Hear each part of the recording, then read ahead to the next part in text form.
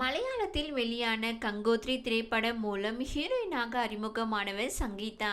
அந்த படத்துக்கு பிறகு தெலுங்கு, கன்னடத்தில் நடித்த அவர் தமிழில் காதலே நிம்மதி படத்தில் நடிகையாக அறிமுகமானார். தமிழில் அறிமுகமான படமும் ஓரளவுக்கு வரவேற்பை பெற்றதால் அவர் இங்கும் பிஸியாக நடிக்க ஆரம்பித்தார். அப்படி அவர் உதவிக்கு வரலாமா, கெஸ்ட் ஹவுஸ் உள்ளிட்ட பல படங்களில் நடித்தார். தமிழில் அவர் வரிசையாக நடித்து வந்தாலும் அவரது மார்க்கெட் உச்சத்தில் இருந்தது என்றால் அது தெலுங்கில்தான். அங்கு முன்னணி இயக்குநர்கள் இயக்கத்திலும் முன்னணி நடிகர்களுக்கு ஜோடியாகவும் நடித்தார். அந்த மொழி திரையுலகில் நடித்து ஏகப்பட்ட விருதுகளையும் வென்றிருக்கிறார் என்பது குறிப்பிடத்தக்கது. அப்படிப்பட்ட சங்கீதாவுக்கு தமிழில் தரமான கம்பேக் கொடுக்க வேண்டும் என்று தோன்றியது. அந்த வகையில் விக்ரம், சூர்யாவை வைத்து பாலா இயக்கிய பிதா மகன் படத்தில் போல்டான கதாபாத்திரத்தை ஏற்றார். அவர் எதிர்பார்த்தபடியே அந்த படம் சூப்பர் ஹிட் அடித்தது.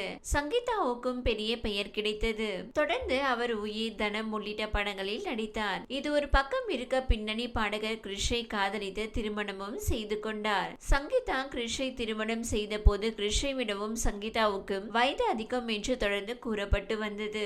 அண்மையில் அளித்த பேட்டி ஒன்றில் என்னை விட கிருஷ்ணன் வயதில் மூத்தவர் என்று உறுதிப்படுத்தினார். அதே பேட்டியில் தான் தமிழ் திரைத்துறையை விடவும் தெலுங்கு திரைத்துறை தான் தனக்கு பிடிக்கும் எனவும் பேசி சர்ச்சையை கிளப்பினார். அவரது இந்த பேட்டிக்கு கண்டனங்களும் எழுந்தன. இந்நிலையில் சங்கீதாவை சுற்றி புதிய சர்ச்சை ஒன்று எழுந்திருக்கிறது. அதாவது அவர் தனது கணவர் கிறிஷை பிரிய போவதாக பேச்சுக்கள் எழுந்திருக்கின்றன. தனது இன்ஸ்டாகிராம் அக்கவுண்ட் பெயரை சங்கீதா கிறிஷ் என்பதில் இருந்து சங்கீதா ஆக்ட் என்று மாற்றியிருக்கிறார். அப்படி அவர் மாற்றியதால் தான் இரண்டு பேருக்கும் விவாகரத்து என்ற பேச்சுக்கள் எழ ஆரம்பித்திருக்கின்றன. அதே சமயம் கணவருடன் இருக்கும் புகைப்படங்கள் எதையும் அவர் நீக்கவில்லை என்பதால் இந்த தகவலில் எந்த அளவுக்கு உண்மை இருக்கிறது என தெரியவில்லை.